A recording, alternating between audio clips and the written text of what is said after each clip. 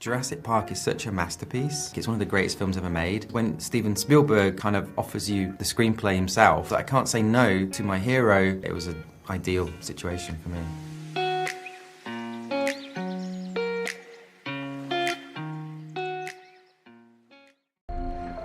No one's dumb enough to go where we're going. When I read the script, it felt like a love letter to Spielberg.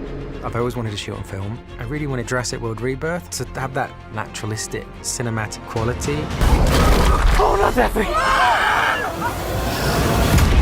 Gareth can see the whole film in his mind. He's a very unique storyteller in that way. What's going to happen under the water? Just going to do this past you a little bit. And you're not sure, was it just imagination?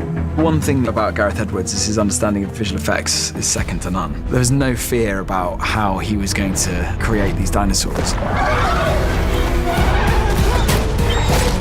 Cut, very good. Got that very good, well done.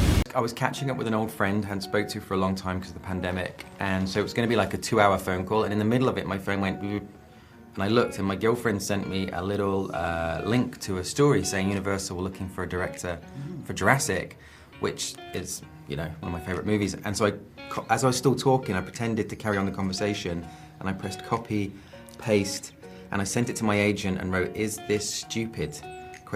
And hit send, carried on the phone call, and then about 45 minutes later I put the phone down and I saw there was like 4 missed calls, and I was like, oh no, what have I done? And then basically that weekend they sent the script. I had to meet Frank Marshall on Monday, Steven Spielberg on Tuesday, David Koepp on Wednesday, and then Universal Studios at the end of the week.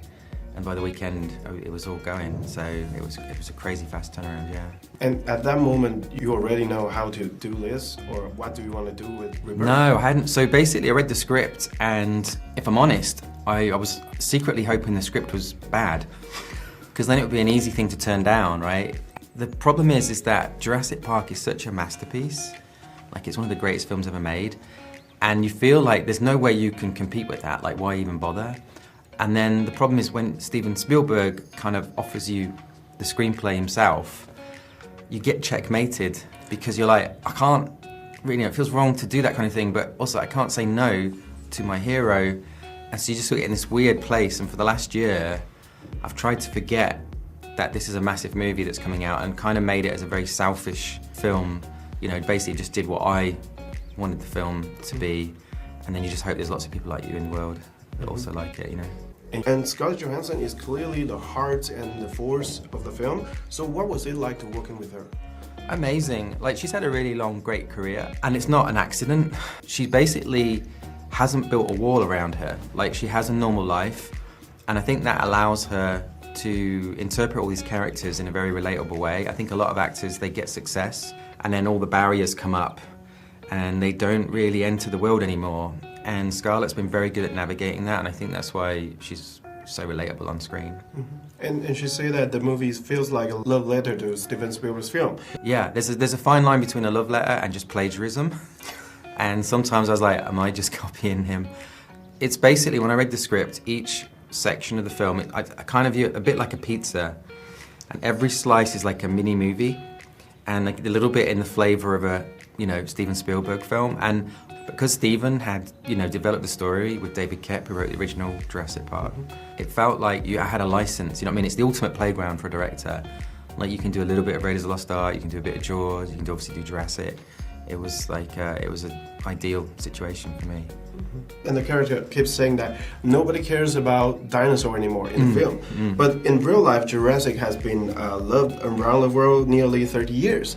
Well, I think the problem which we have is that all the other Jurassic films had done these progressive moves, like, we're going to test this theme park, see if it works, and then basically at some point we're going to open the theme park, it's all going to go wrong, and then the dinosaurs will get out into the world, and then there'll be this moment of like, now dinosaurs are part of everyday life, and then suddenly you're sort of trapped as a filmmaker, as a storyteller, because you go, well, I don't know where to go from here now. And so when I opened that first page and it sort of said, the world is bored of dinosaurs, they're all dying off, I felt like, oh, this is a really honest, like, interesting beginning to a movie. It's kind of like beginning where most films end, and I really like that kind of launch pad. I think that was a really smart move by David Koepp and Steven Spielberg. This island was the research facility for the original park. It's okay. It's little.